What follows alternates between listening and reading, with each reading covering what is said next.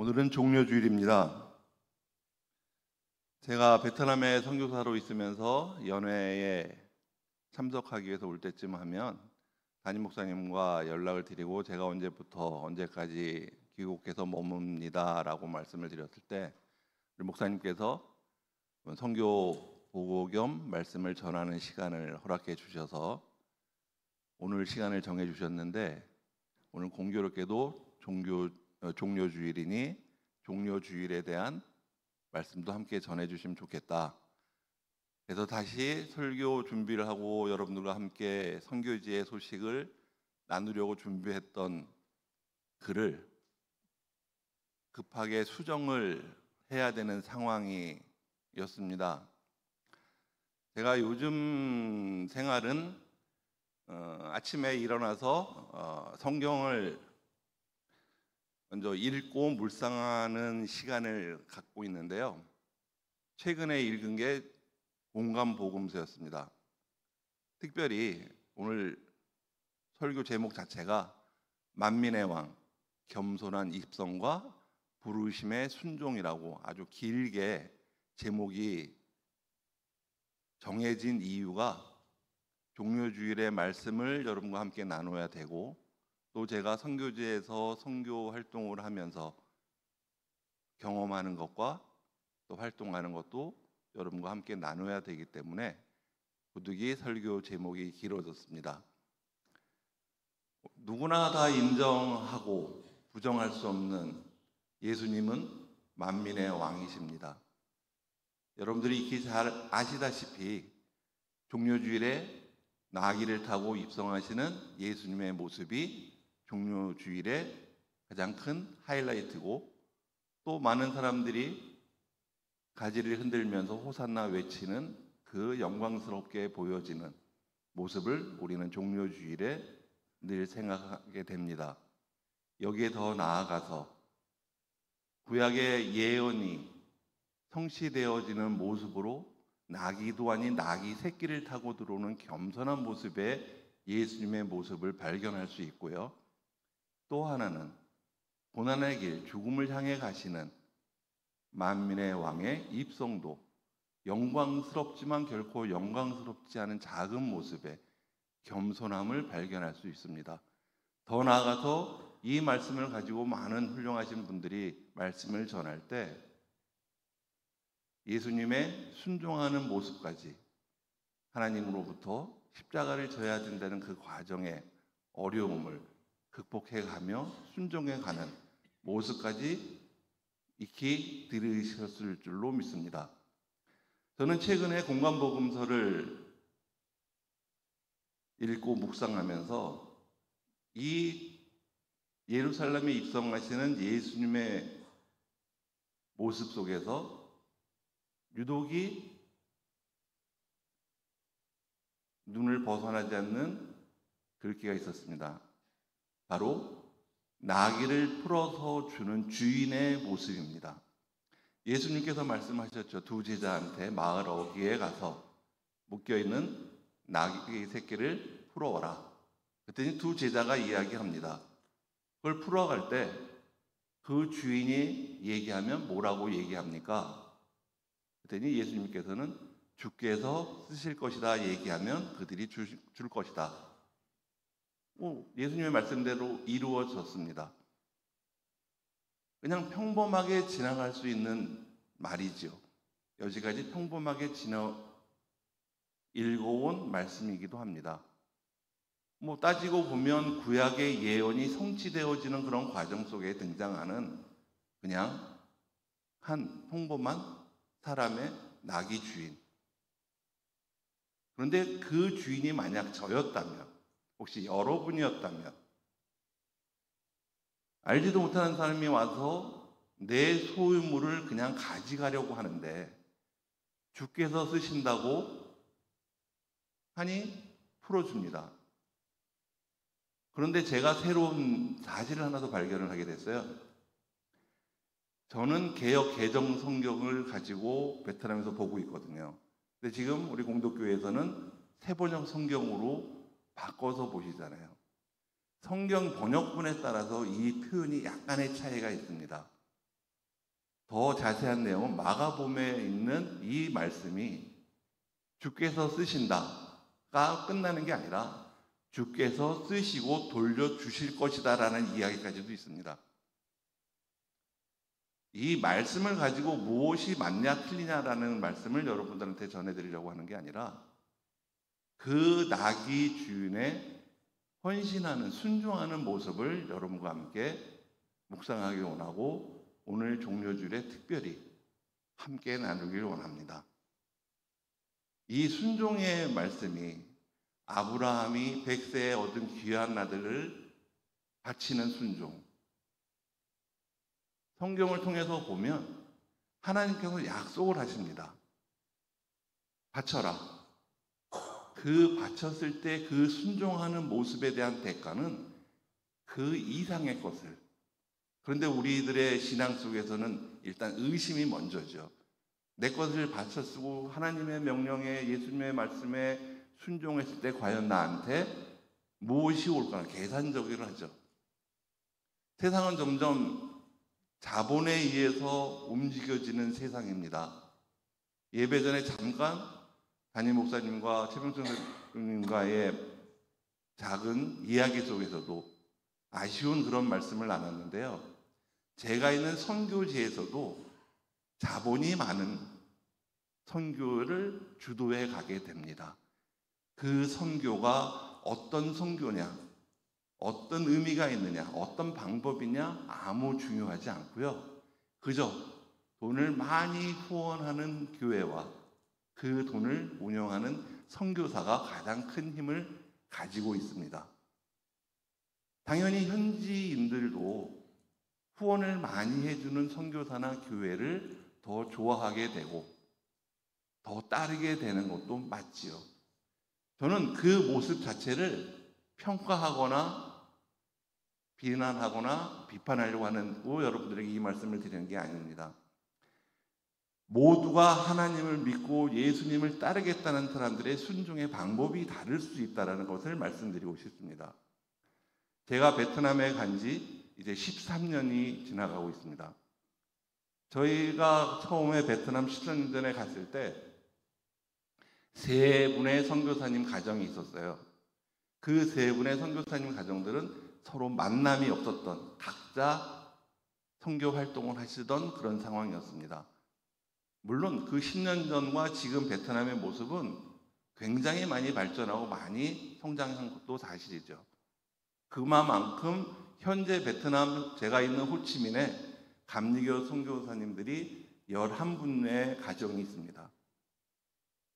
그런데 제가 갔을 때 제가 선교사로서 베트남에 어떤 선교를 해야 되고 어떻게 해야 되는지 고민했던 모습들을 지금 새로 오신 선교사님들한테는 다시 발견하기가 어렵다라는 것을 또 보여집니다. 하지만 제가 10년을 지나면서 제가 베트남에서 선교 활동을 하고 살아온 과정을 돌아볼 때 그 다른 선교사님들에게도 하나님께서 분명히 그 선교사님을 통해서 하나님의 복음이 베트남에 전해지는 방법, 모습, 또 결과들을 만들어 주실 것이라는 것에 대해서는 조금도 의심하지 않게 됐습니다. 바로 그 이유가 오늘 여러분들하고 함께 나누고 싶은 순종입니다. 헌신과 순종의 모습으로 인해서 예수님의 복음이 바울을 통해서 이방에 전해지는 과정들.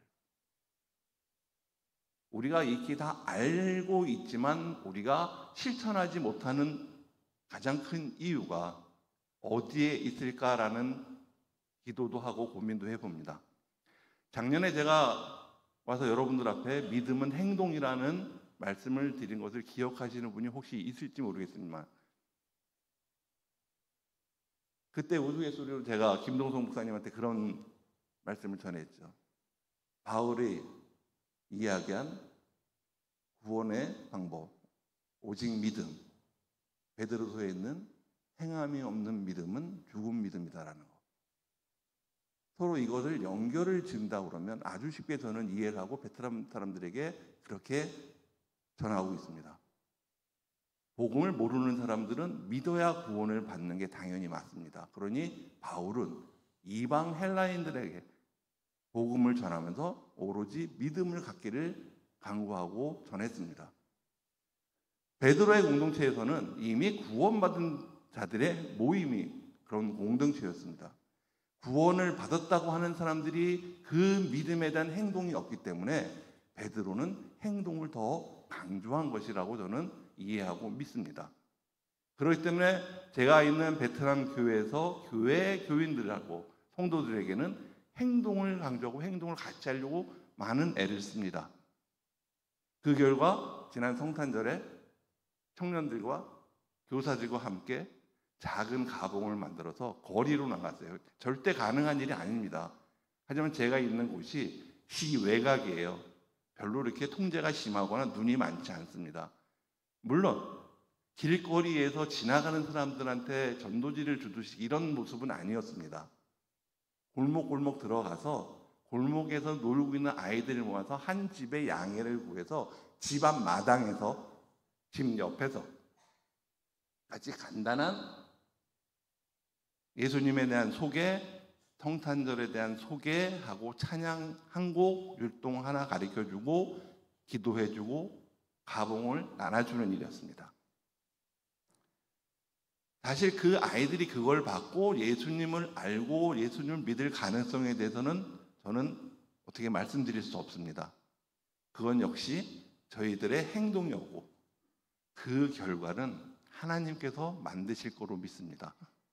그들을 통해서 입으로 시인하게 같이 따라 읽게 하고 그렇게 다니면서 그 청년들이 그 교사들이 다 마치고 나서 하는 이야기에 감동을 받습니다. 목사님, 우리 이렇게 하면 안 되는 거지만 우리가 이 행동을 함으로써 저 사람들에게, 저 아이들에게 복음을 전했다는 것보다 저 스스로 제가 이 일을 했다는 용기에 제가 놀랐습니다. 앞으로 기회가 되면 더 많은 곳에 하면 좋겠다라는 고백도 했습니다. 사실 아무 문제가 없는 서로 이 주변을 보기도 합니다. 우리처럼 기독교에 대한 인지가 이제는 뭐 한국 사회에서도 많이 추락이 되긴 했지만 베트남은 위상이 올라가지 않은 상태에서 기독교에 대한 인식 자체가 굉장히 낮거든요. 뭐 물론 1억이라는 인구 중에서 인구가 늘어도 기독교인은 1.5%를 넘어서지를 못하고 있고요. 여전히 정부에서는 교회 활동에 대한 제약을 계속 가하고 있습니다. 최근에 제가 협력하고 있는 교단에서 제가 좀 더 편하게 활동할 수 있게끔 종교 비자를 할 수 있다고 해서 같이 추진을 하기로 했습니다. 작년 연말이었는데요. 2달 뒤에 답이 어떻게 왔냐면 종교 비자를 내주는 대가를 4,000불을 내라고 그러더라고요. 아마 일반 사업 비자나 이 수수료를 주고 해도 그렇게 내는 경우는 별로 없거든요. 많이 들어야 2,500불 하면 많이 들었다 그러고 사기당했다, 도둑놈이다 이런 얘기를 했는데 종교 비자를 내주겠다고 하면서 공안부에서 저한테 얘기한 게 4,000불을 내라고 그러더라고요. 그래서 제가 그건 안 하겠다. 차라리 뭐 당신들이 내가 베트남 법에 위배가 된다고 그러면 추방을 차라리 해달라. 이거는 불가능하거든요, 요새는. 저 또한 불법적인 행동은 잘 안 하고요. 근데 저를 추적하면 그 법의 위촉이 안 될 수는 없습니다. 아까 말씀드렸듯이 교회 교사 청년들하고 같이 성탄절에 몰래 다니면서 허가받지 않은 곳에서 집회 비슷한 집회를 했기 때문에 그것도 사실은 베트남 법에 저촉이 돼서 문제를 삼을 수가 있죠. 하지만 기도하고 할 수 있는 일, 범위 안에서 할 수 있는 일을 하나하나 합니다. 제가 작년에 우리 최 목사님과 장로님들 오셔서 센터 현판식을 하고 공식적이고 더 적극적으로 주변에 무료 급식을 합니다. 그런데 일반인한테 했을 때는 문제가 돼서 지금은 가능한 한 교인들, 자녀들이나 연로하신 분들, 가족이 없으신 분들을 중심으로 해서 급식을 하고 있는데요. 이분들한테 식당에 와서 밥을 드시라 그러면 잘 오지를 않으세요. 그러다 보니까 이분들이 여러 가지 염려를 하고 또 주변에 교회 다니지 않는 사람들이 와서 급식에 참여하는 것도 별로 원하지 않고요. 제가 다 갖다 줄 수 있는 상황은 아닌데 협력할 수 있는 방법들이 나오는 거죠. 제가 그 협력하고 있는 홍문교회라는 청장년들과 같이 활동을 한 게 6년이 지났는데 그 청장년들은 제가 어떤 사람인지 어떤 생각을 하는지, 물론 대화가 우리말처럼 100% 소통이 되지는 않지만 이미 시간이 지나면서 오히려 그 청장년들의 도움이 저는 제가 거기서 선교 활동을 하고 어떤 활동을 할 때 굉장히 큰 힘과 위로와 용기를 주기도 합니다. 그 친구들이 나서서 한두 가정씩 자기들이 오토바이로 갖다 주는 역할을 해요. 그래서 아침에, 점심에 연락들이 옵니다. 오늘 제가 누구 집에 갈 테니 몇 개는 저를 주세요. 몇 시에 도착해서 하겠습니다. 그럼 메뉴도 김밥이나 비빔밥, 짜장밥 간단하게 간편하게 만들어서 나눠줄 수 있는 것들을 나눠주게 되죠. 그 안에서도 순종하는 자들과 순종하지 않는 자들이 분명히 있습니다. 서로 자기들끼리 협의에 의해서 배달을 하기로 약속을 하고 순번을 정했는데 시간이 됐는데 누가 오기로 했는데 안 와요. 그래서 연락을 합니다. 연락이 안 됩니다.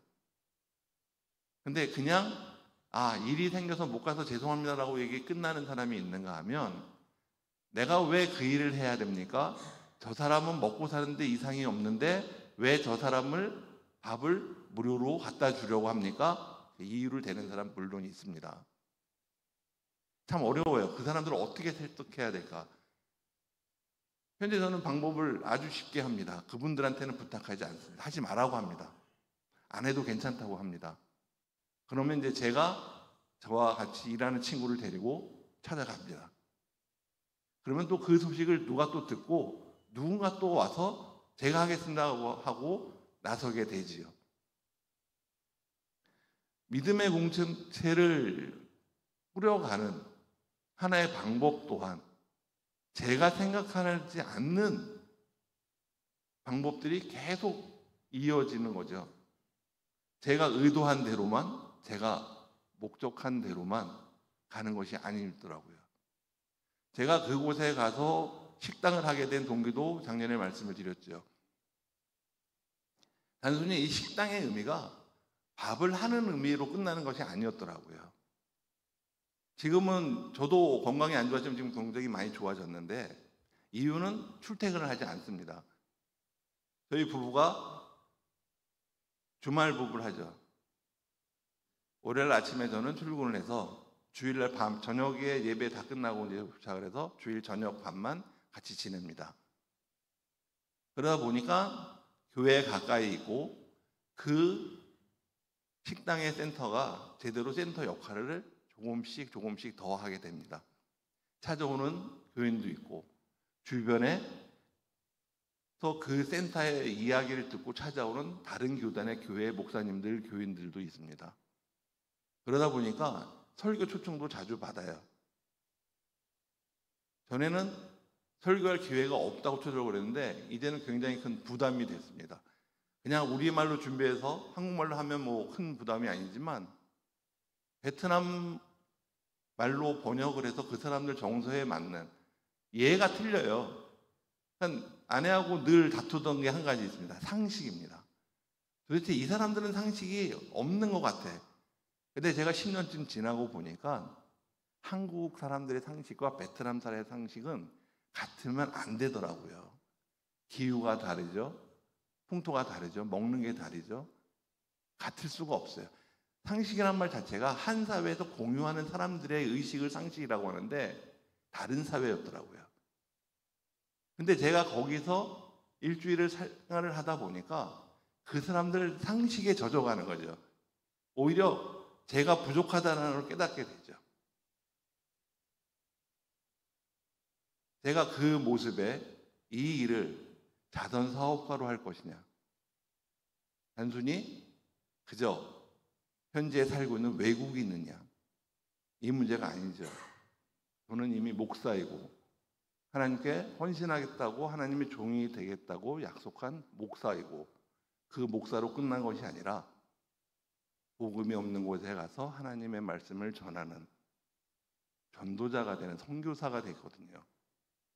그러니까 제 일거수일투족, 제 모습 하나하나가 그들에게는 하나님의 모습으로 비춰질 수 있는 겁니다. 생활의 제약이 많죠. 제가 한 번은 반바지를 입고 식당에서 더워가지고 조리를 했더니 한 사람이 와서 얘기합니다. 보기 안 좋다고. 이해 안 되시죠? 더운데 왜 반바지를 안 입냐고. 굉장히 체면 차려요. 차릴 때는 안 차려요. 사실 넥타이 매고 와이셔츠 입고 마이 이렇게 입는 사람 별로 없습니다. 교단 총회 하는데도 총회장 내지 사회 보는 사람 한 2명, 3명 정도 많이 입어요. 그냥 대부분 와이셔츠, 넥타이 안 맵니다. 그런데 또 반팔 와이셔츠를 입으면 또 예의가 없대요.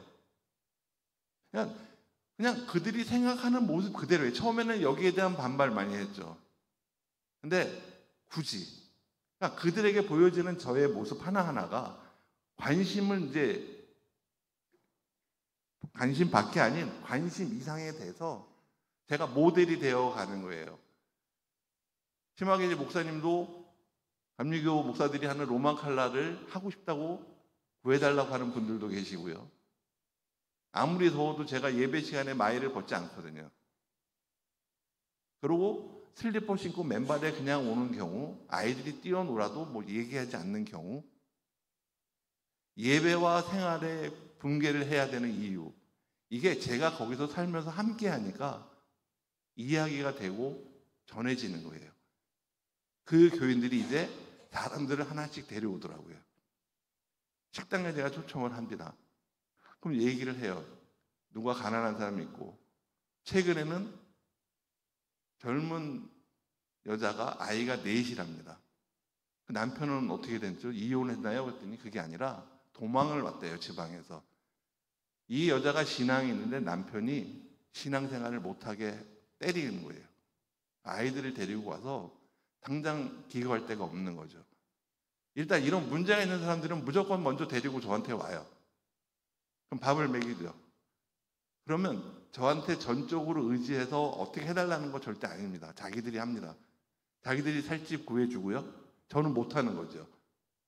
그러면 그 아이 넷과 젊은 엄마가 5 식구가 살 수 있는 집이 한 달에 3만 원에서 5만 원 정도 되는 집을 구해줍니다.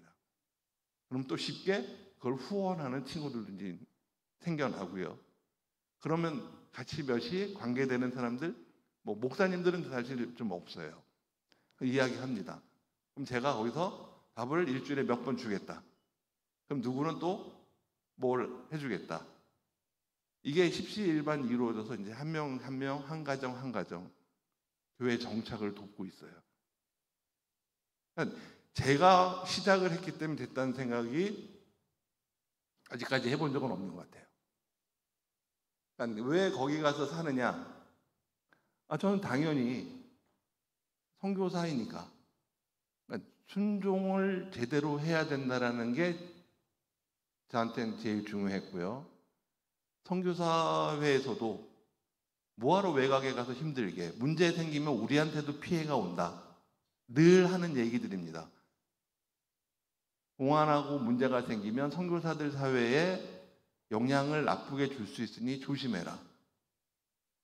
10년 전에 저한테 얼마나 선교사 활동을 잘하게 하는지 지켜보겠다는 선교사가 4일 전에 같이 밥을 먹는데 저한테 잘했다고 인정을 했습니다. 그러니까 사회생활 자체가 문제를 당할까 봐 피하는 게 아니라 믿음이죠.